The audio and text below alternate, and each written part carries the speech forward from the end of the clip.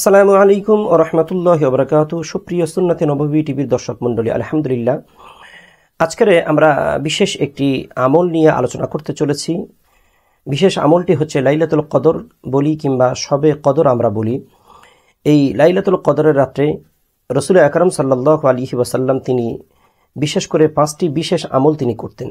রাসূলুল্লাহর তামাম জিন্দেগিতে তো আমরা আমল দেখি, আমরা ইবাদত দেখি, কিন্তু বেসিক্যালি ভাবে বিশেষভাবে রাসূলুল্লাহ সাল্লাল্লাহু আলাইহি ওয়াসাল্লাম 5টি আমল তিনি করতেন। সহিহ বুখারী, মুসলিম, তিরমিজি, আবু দাউদ, মুসনাদে আহমদ শরীফ এই সকল হাদিসের মধ্যে যার প্রমাণ পাওয়া যায়। আজকে আমরা শর্ট ভাবে এই 5টি আমল উপস্থাপনা করার চেষ্টা করব ইনশাআল্লাহ। নাম্বার 1, রাসূলুল্লাহ সাল্লাল্লাহু আলাইহি সাল্লাম লাইলাতুল কদরের রাত্রে যে আমলটি করতেন সেটি হচ্ছে সারা রাত জেগে তিনি ইবাদত করতেন। এ সম্পর্কে আম্মাদান আয়েশা সিদ্দিকা রাদিয়াল্লাহু তাআলা আনহা তিনি বর্ণনা করেন, আল্লাহ রাসূল সাল্লাল্লাহু আলাইহি ওয়াসাল্লাম তিনি বলেন, ইযা দাখালা আশরুল আওয়াখির ইযা দাখালাল আশরু আহয়া লাইলা ওয়া আইকাযা আহলা ওয়াজাদ্দা ওয়াশাদ্দাল মিজার। রাসূলুল্লাহ সাল্লাল্লাহু আলাইহি ওয়াসাল্লাম তিনি যখন লাইলাতুল কদরের রাত যখন আসতো, অর্থাৎ 20 দশকের রাত যখন আসতো, তখন রাসূলুল্লাহ নিজে সারা রাত জেগে ইবাদত করতেন। পরিবারের প্রত্যেকেরই রাসূলুল্লাহ জাগিয়ে দিতেন, কাউকে ঘুমাতে দিতেন না। এমনকি রাসূলুল্লাহর পাশেই থাকতেন আম্মাজান এই মা ফাতেমাতুজ জাহরা রাদিয়াল্লাহু তাআলা আনহা। রাসূলুল্লাহ মা ফাতেমাকেও জাগিয়ে দিতেন। হাদিসের মধ্যে এসেছে যে কোমরে গামছা বেঁধে নেওয়ার মতো রাসূলুল্লাহ কোমরে গামছা বেঁধে টাইট ভাবে রাসূলুল্লাহ এই 20 দশকের পর থেকে 30 পর্যন্ত রাসূলুল্লাহ ইবাদত করতেন, সারা রাত জেগে জেগে ইবাদত করতেন। তাহলে আমরা জানতে পারলাম প্রথম আমল হচ্ছে রাসূলুল্লাহ সারা রাত জেগে বান্দিগি বা ইবাদত করতেন। দ্বিতীয় আমল হচ্ছে ইতিকাফ করা। রাসূলুল্লাহ সাল্লাল্লাহু আলাইহি সাল্লামের জীবনীতে পাওয়া যায় রাসূলুল্লাহ ইতিকাফ সারা জিন্দেগি ভর মৃত্যু পর্যন্ত রাসূলুল্লাহ ইতিকাফ করেছেন। এ সম্পর্কে আম্মাজান আয়েশা সিদ্দিকা রাদিয়াল্লাহু তাআলা আনহা তিনি বর্ণনা করেন, আল্লাহ রাসূল সাল্লাল্লাহু আলাইহি ওয়াসাল্লাম তিনি বলেন, কানা ইয়াতিকিফুল আশরুল আওয়াখিরি মিন রমাজান। রাসূলুল্লাহ রমজান মাস আসলে 20 দশকের পর থেকে ইতিকাফ করতেন। হাত্তা তাওয়াফাল্লাহু তাআলা, যতক্ষণ না রাসূলুল্লাহর ইন্তেকাল হয়েছে ততক্ষণ পর্যন্ত রাসূলুল্লাহ এই ইতিকাফ করতেন। ইতিকাফের মর্যাদা, ফজিলত, রহমত, বরকত অনেক বেশি। সুম্মা তাকাফা আও আজওয়াজুহু মিন বাদি, রাসূলুল্লাহর ইন্তেকালের পরে রাসূলুল্লাহর পরিবারের লোকজন অর্থাৎ আম্মাজানগণ, রাসূলুল্লাহর স্ত্রীগণ তানারা ইতিকাফ করেছেন। আর এই হাদিসটি সহিহ বুখারী, মুসলিম, তিরমিজি, আবু দাউদ, মুসনাদে আহমদ শরীফ সকল সহিহ হাদিস গ্রন্থের মধ্যে এই হাদিসটা আসছে। অর্থাৎ রাসূলুল্লাহর লাইলাতুল কদরের 2 নম্বর বিশেষ আমল হচ্ছে ইতিকাফ করা। আরো হযরত আবু হুরায়রা রাদিয়াল্লাহু তাআলা আনহু তিনি বর্ণনা করেন, আল্লাহ রাসূল সাল্লাল্লাহু আলাইহি ওয়াসাল্লাম যে বছর ইন্তেকাল করলেন সেই বছরে রাসূলুল্লাহ 20 দিন ইতিকাফ তিনি করেছিলেন। এই হাদিসটাও সহিহ হাদিস থেকে বর্ণিত। রাসূলুল্লাহ সাল্লাল্লাহু আলাইহি ওয়াসাল্লামের লাইলাতুল কদরের তৃতীয় আমল হচ্ছে তিলাওয়াত কোরআন। আল্লাহ রাসূল সাল্লাল্লাহু আলাইহি ওয়াসাল্লাম যখন রমজান মাস যখন আসতো, রাসূলুল্লাহ সাল্লাল্লাহু আলাইহি ওয়াসাল্লাম রমজান মাসে প্রচুর পরিমাণে রাসূলুল্লাহ কোরআন তেলাওয়াত করতেন, কারণ কোরআন তেলাওয়াতের মাস হচ্ছে রমজান মাস।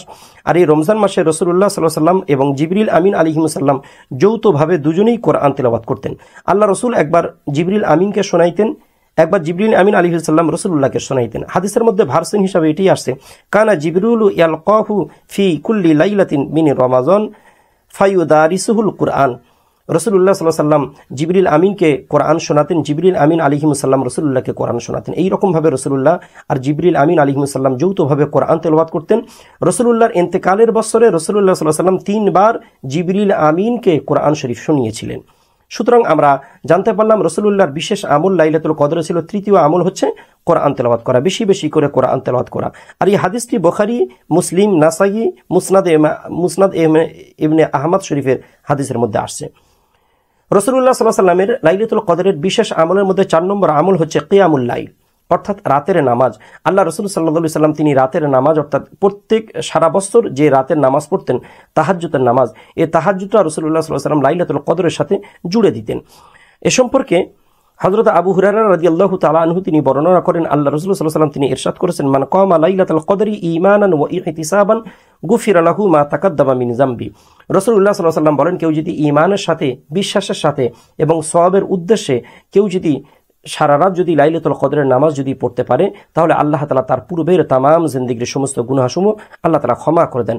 এটিও সহিহ বুখারী, প্রত্যেকটা সহিহ হাদিস গ্রন্থের মধ্যে এই হাদিসটা আসছে। সুতরাং কিয়ামুল লাইল করা অর্থাৎ তাহাজ্জুদের নামাজকে লাইলাতুল কদরের নামাজের সাথে জুড়ে দেওয়া। পঞ্চম আমল রাসূলুল্লাহর বিশেষ লাইলাতুল কদরের পঞ্চম আমল হচ্ছে বেশি বেশি করে দোয়া করা। এমন করে দোয়া করা, রাসূলুল্লাহ সাল্লাল্লাহু আলাইহি ওয়াসাল্লাম তিনি আন্তরিকভাবে বেশি বেশিভাবে দোয়া করতেন, তাই আন্তরিকভাবে একানিষ্ঠের সঙ্গে দোয়া করা। আর এই দোয়ার মধ্যে লৌকাকিতা অর্থাৎ লোক দেখানো দোয়া না করা, চোখ থেকে দিল থেকে কেঁদে কেঁদে আল্লাহ তাআলার কাছে দুই ফোঁটা চোখের পানি ফেলে দেওয়া। আল্লাহ রাসূল সাল্লাল্লাহু আলাইহি সাল্লামকে আম্মা আয়েশা সিদ্দিকা রাসূলুল্লাহকে প্রশ্ন করেছিলেন, ইয়া রাসূলুল্লাহ, আমি যদি লাইলাতুল কদর যদি পাই তাহলে লাইলাতুল কদরে আমি কি দোয়া করব?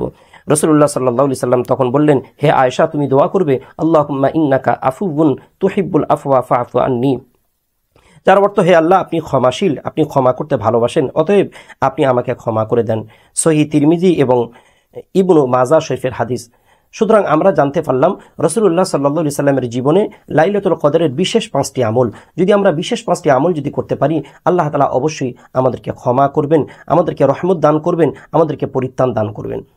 আমরা কোরআন সুন্নাহ থেকে যা বলেছি শুনেছি, আল্লাহ তাআলা আমাদের বেশি করে আমল করার তৌফিক দান করুন। আসসালামু আলাইকুম ওয়া রাহমাতুল্লাহ।